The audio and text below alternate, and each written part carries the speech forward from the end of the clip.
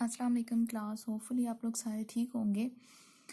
अच्छा क्लास, आज हम लोगों ने हेमिंगवे को एज अ नॉवलिस्ट थोड़ा सा डिस्कस करना है। आई ट्राई माई बेस्ट कि मैं इजी से नोट्स बना के आपके सामने प्रेजेंट कर सकूं। अब मैंने ऐसे किया कि कुछ इंपॉर्टेंट जो पॉइंट्स थे उनको थोड़ा हाईलाइट भी किया। होपफुली ये थोड़े विजिबल होंगे। तो हम चलें थोड़ा डिस्कस करते हैं हेमिंगवे एज अ नॉवलिस्ट कैसे थे। ठीक है, अब ये सबसे पहले ये आपकी ये American, he was American author and also he was a journalist.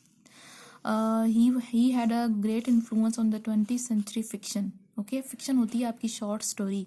अब इनका बड़ा एक ग्रेटर इन्फ्लुएंस है अभी जो 20th सेंचुरी की चल रही है ना शॉर्ट स्टोरीज उनके ऊपर। देन अनदर थिंग, इनके इम्पोर्टेंट जो वर्क है ना वो है सन आल्सो राइजेस 1926 में रिटर्न हुए थे, एंड फेयरवेल टू आर्म्स भी इनका बड़ा इंटरेस्टिंग एक नावल है। बेसिकली ये बेस कर रहा है वर्ल्ड war II के बाद जो लॉस हुआ था, जो जिसको बोलते हैं हम लॉस जनरेशन, लाइक वो जनरेशन जो अपनी आइडेंटिटी खो चुकी थी।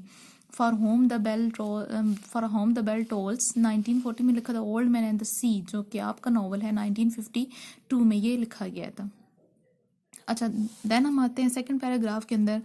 फिर इसमें वो डिस्कस करते हैं कि has a novelist Hemingway is often assign to a place among the writer of the lost generation. अब यहाँ पे देखिए मैंने लॉस्ट जनरेशन का ये एक बड़ी इंपॉर्टेंट टर्म है जो कि सेकेंड वर्ल्ड वॉर के बाद बड़ी यूजुअल इसको लिया जाता है, मतलब बड़ी ये कॉमनली यूज़ होती है। अब लॉस्ट जनरेशन ये ऐसी जनरेशन थी जिन्होंने अपनी आइडेंटिटी छोड़ दी थी, अपनी आइडेंटिटी खो दी थी, अपना मॉरल ये समझ लें मॉरल और एथिकल जो इनकी थी वैल्यूज़ वो वहाँ से बिल्कुल हट गए थे, और ये सब कुछ हुआ था वार की वजह से। ये क्लास में भी हमने डिस्कस किया हुआ है।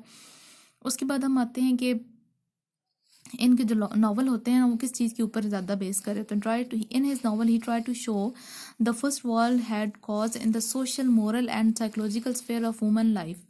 अब वो कहते हैं कि फर्स्ट वर्ल्ड वॉर ने इंसान के कौन से समझ लें कि फील्ड ऑफ लाइफ को अफेक्ट किया था, तो ये इसके ऊपर ज़्यादा बात करते हैं। उसके बाद ये बताते हैं इनर जो हॉरर होता है, फियर होता है, और फर्टिलिटी ऑफ वुमेन जो एग्जिस्टेंस है उसके ऊपर इन्होंने काफ़ी बात की हुई है। ठीक है,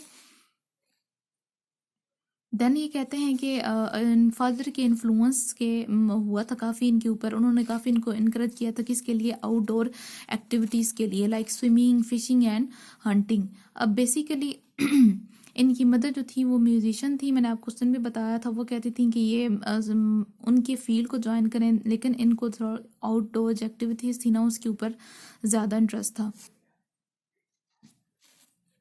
किन चीज़ों के उन्होंने हाईलाइट किया, फियर को, पेन को, डेंजर और डेथ को।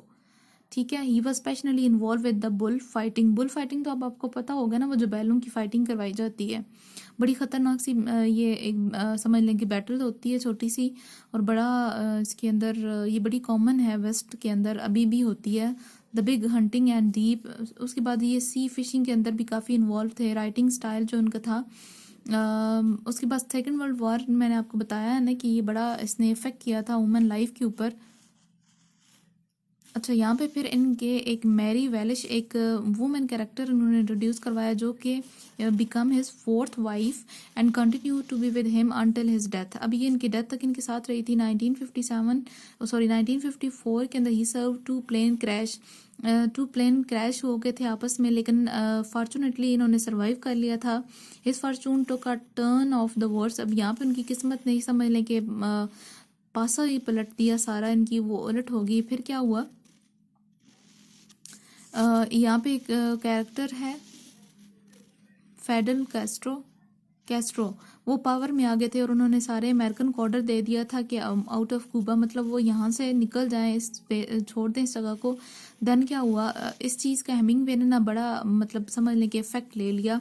अब ये इमोशनली काफ़ी हो गए थे, डिक्लाइन का शिकार हो गए थे। क्यों, इन्हें लगा कि इनका जो क्रिएटिव टैलेंट है ना वो सब बर्बाद हो जाएगा। फिर ये डिप्रेशन में चले गए थे और इन्होंने 2 दफ़ा अटैम्प्ट की थी सुसाइड।